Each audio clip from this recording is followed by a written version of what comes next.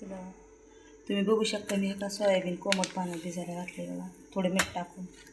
मग त्याचा ग्रेव्हीसारखं करणार आहे, रस्सा करणार आहे, थोडं मध्ये मटणासारखा मसाला आहे बघा. खोबरं, कांदा, लसूण, कोथिंबीर, थोडीशी जिरे, थोडं आलं टाकलं. आता गॅस पेटून आलं. त्याला सगळं लागणार साहित्य, मटण मसाला सगळं घेतलं बघा. आता आपल्याला फोडणी द्यायची. होऊ शकतं मटण मसाला पण टाकायचा आहे आपल्याला. तुम्हाला जेवढं लागतं तेवढं तेल टाका.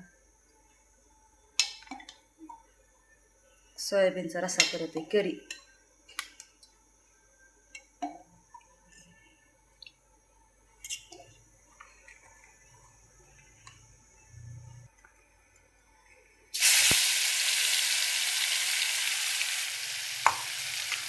मस्त भाजून घ्यायचं तेलात. सगळं कच्चं घेतलं आहे, तेलात चांगलं भाजून घ्यायचं. गोळा होत नाही त्यावर भाजायचं. म्हणजे जसं भाजत आलं ना त्यात सगळं तिखट वगैरे सगळं टाकायचं. भाजू दे लालसर वगैरे. बघू शकता मसाला भाजला, मटन मसाला, काळा मसाला,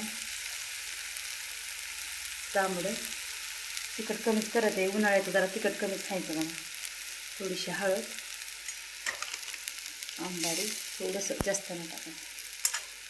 तुम्ही पाहू शकता स्लो करायला. भाजलं थोडं, त्यात चांगलं भाजलं. आपल्याला मीठ टाकायचं झालं, मीठ टाकते. चवी करते मीठ. बघू शकता ती सुंदर लागते नाही सोयाबीनची भाजी. भाजू दे चांगलं. बघू शकता तुम्ही कलर कसा बदलला आणि कसा गोळा झाला आहे बघा. स्लो याच्यावर भाजायचा, त्यावेळेस छान होते ते. आता आपल्या सोयाबीन टाकते, त्याच्यात शिरलं पाहिजे ना मसाला.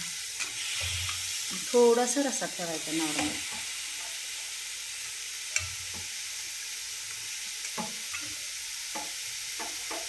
सोयाबीन लवकर शिजतं बरं का. मटणासारखीच करी होते, मटणासारखा मसाला काढायचा.